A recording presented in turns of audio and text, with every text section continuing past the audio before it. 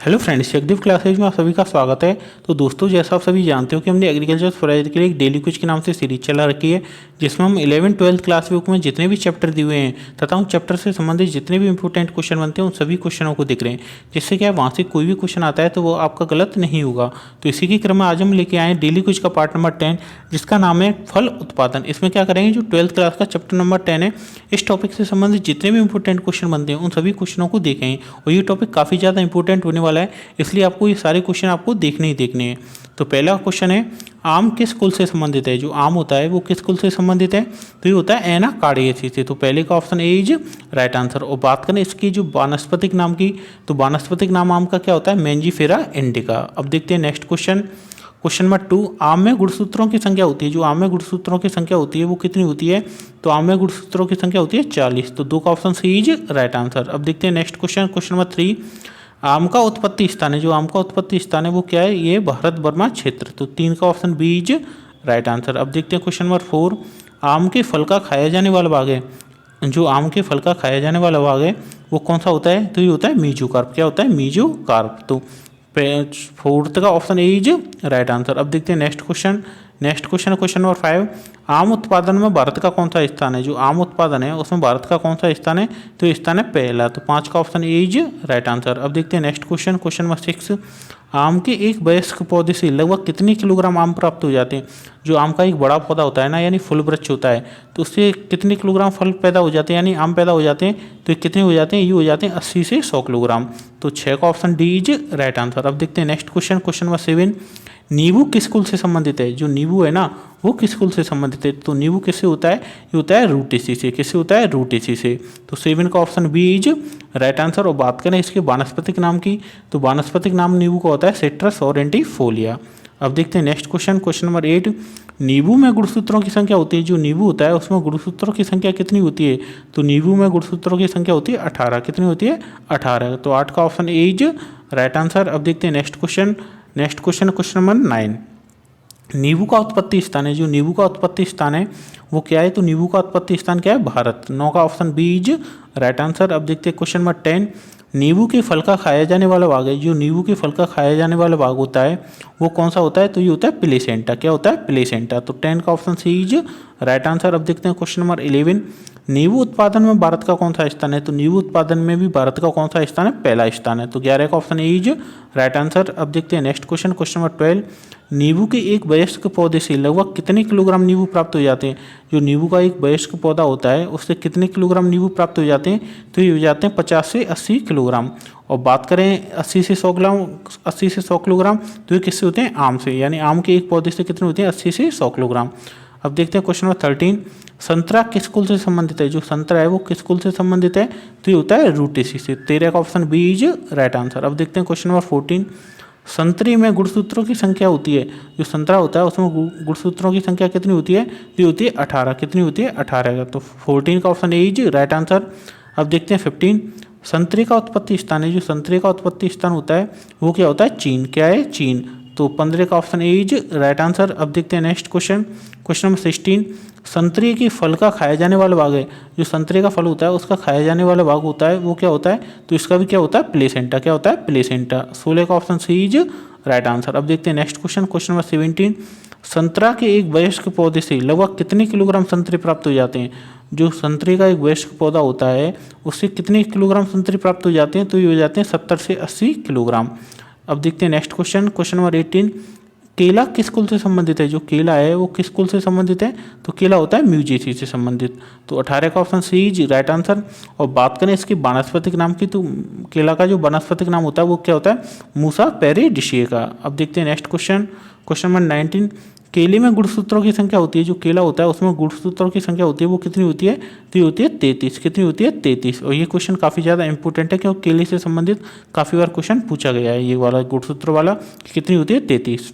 अब देखते हैं क्वेश्चन नंबर 20, केले का उत्पत्ति स्थान है। जो केले का उत्पत्ति स्थान है वो क्या है? भारत। क्या है? भारत। तो 20 का option B is right answer. अब देखते हैं नेक्स्ट क्वेश्चन नंबर 21, केला के फल का खाया जाने वाला केला के फल का खाया जाने वाला भाग है, जो केले के फल का खाया जाने वाला भाग होता है तो वो क्या होता है, तो ये होता है मीजो एंडोकार्प। क्या होता है, मीजो एंडोकार्प। तो 21 का option D is right answer. अब देखते हैं नेक्स्ट क्वेश्चन, क्वेश्चन नंबर 22, केला उत्पादन में भारत का कौन सा स्थान है। जो केला उत्पादन है उसमें भारत का कौन सा स्थान है, तो केला उत्पादन में भारत का स्थान है पहला। 22 का option A is right answer.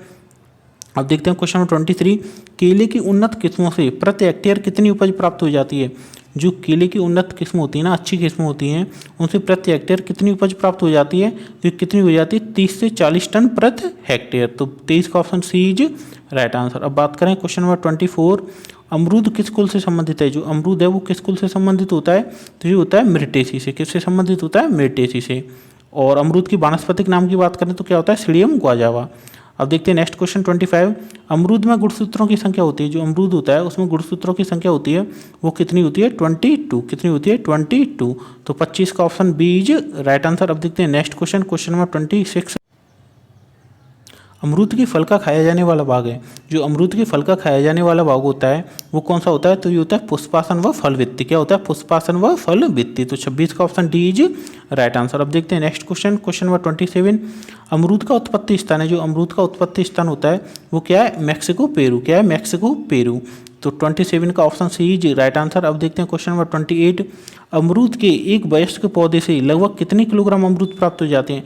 जो अमरूद का एक वयस्क पौधा होता है उससे लगभग कितने किलोग्राम अमरूद प्राप्त हो जाते हैं, तो कितने हो जाते हैं, तो ये हो जाते हैं 40 से 50 किलोग्राम।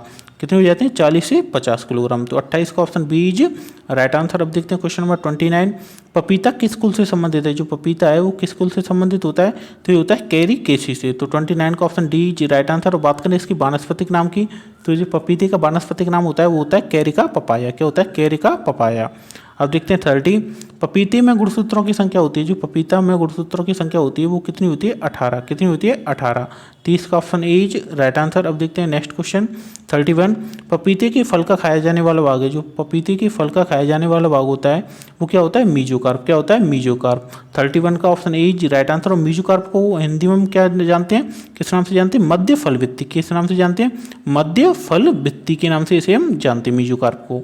अब देखते हैं नेक्स्ट क्वेश्चन 32, पपीते का उत्पत्ति स्थान है। जो पपीते का उत्पत्ति स्थान है वो क्या है, तो पपीते का जो उत्पत्ति स्थान है ना वो है मैक्सिको। क्या है, मैक्सिको। तो 32 का option C is right answer. अब देखते हैं नेक्स्ट क्वेश्चन 33, पपीते के एक वयस्क पौधे से लगभग कितने किलोग्राम पपीते प्राप्त हो जाते हैं। जो पपीते का एक वयस्क पौधा होता है उससे लगभग कितने किलोग्राम पपीते प्राप्त हो जाते हैं, तो ये हो जाते हैं 40 से 50 किलोग्राम। तो 33 का option B is right answer. अब देखते हैं नेक्स्ट क्वेश्चन, क्वेश्चन नंबर 34, बेर किस कुल से संबंधित है। जो बेर होता है वो किस कुल से संबंधित है, तो बेर होता है रेमनेसी से। किससे संबंधित होता है, रेमनेसी से। तो 34 का option B is right answer. और बात करें बेर की वानस्पतिक नाम की, तो बेर का वानस्पतिक नाम होता है जिजीफस मोरशियाना।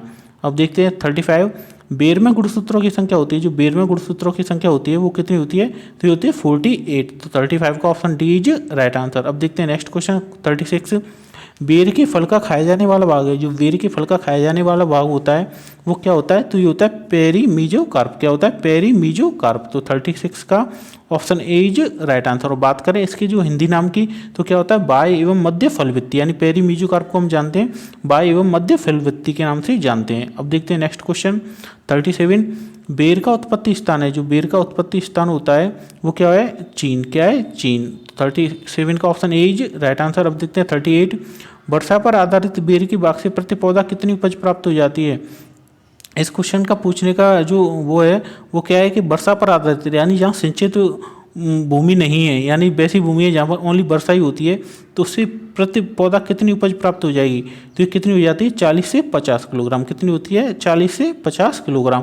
और बात करें सिंचित क्षेत्र की, यानी जहाँ पे हम वर्षा से भी पानी आता है और हम खुद भी पानी दे सकते हैं, तो वहाँ कितनी हो जाएगी, तो ये हो जाएगी 100 से 200 किलोग्राम। कितनी हो जाएगी, 100 से 200 किलोग्राम। इस क्वेश्चन को इसलिए डिटेल में बताया क्योंकि ये क्वेश्चन क्या है, एक बार डब्ल्यू के पेपर में आया था कि सिंचित क्षेत्र में जो बेर के पौधे से कितनी उपज प्राप्त हो जाती है, तो ये होती है 100 से 200 किलोग्राम।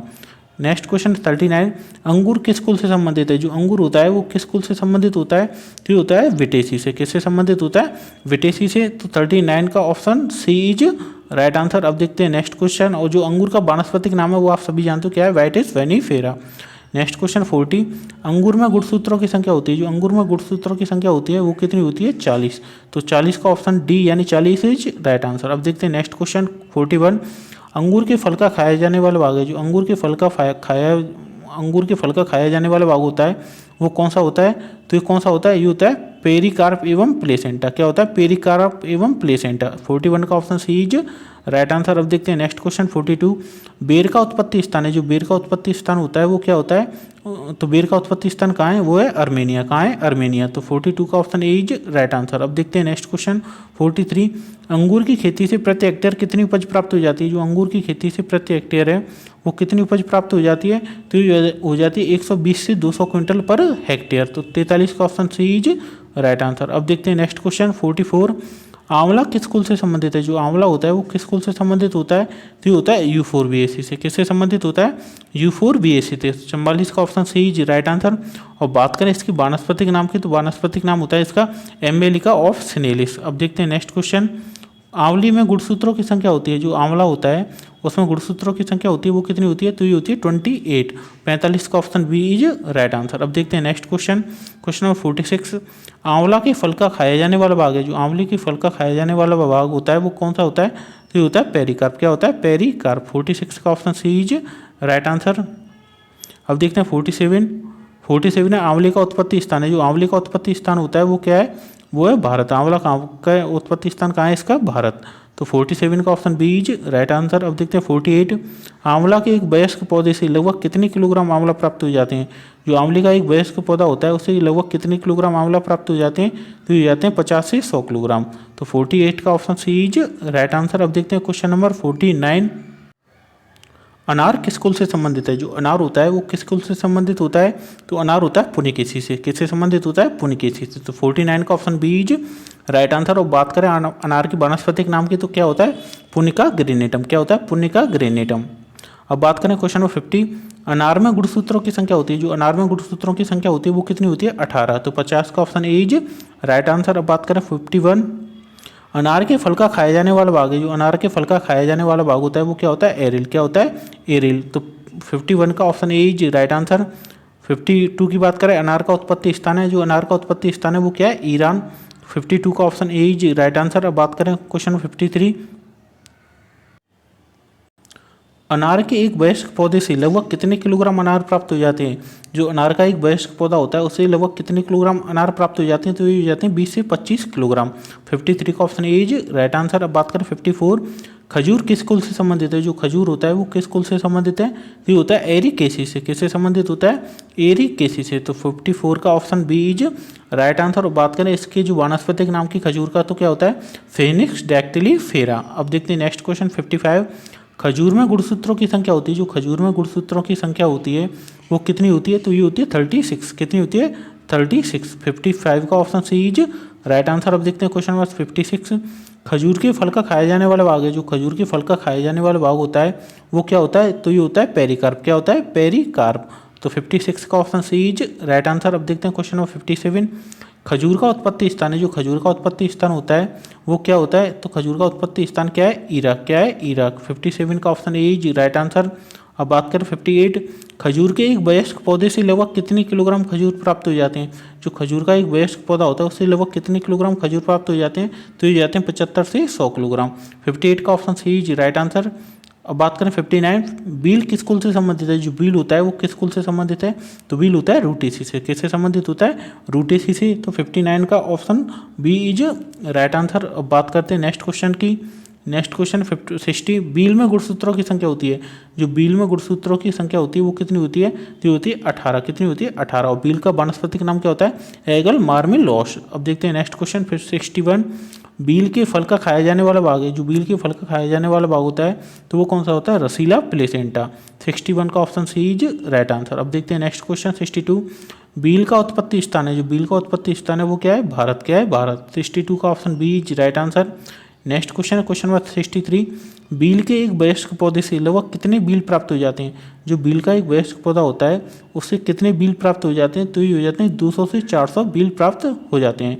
63 का option D is right answer. अब देखते हैं नेक्स्ट क्वेश्चन तो फ्रेंड्स ये क्वेश्चन आपके लिए जवाब, जिसका जवाब आपको कमेंट बॉक्स में देना है। अनार का व्यावसायिक प्रसारण कौन सी विधि से करते हैं? जो अनार का व्यावसायिक प्रसारण है वो कौन सी विधि से करते हैं, इसका जवाब आपको कमेंट बॉक्स में देना है। तो थैंक यू फ्रेंड्स, ये थी आज की कुछ। उम्मीद करता हूँ आपको ये कुछ काफ़ी अच्छी लगी होगी और हमने करीब 13-14 मिनट में पूरे 63 क्वेश्चन कर लिए हैं। मिलती है एक नई क्विज के साथ। जय हिंद, जय भारत।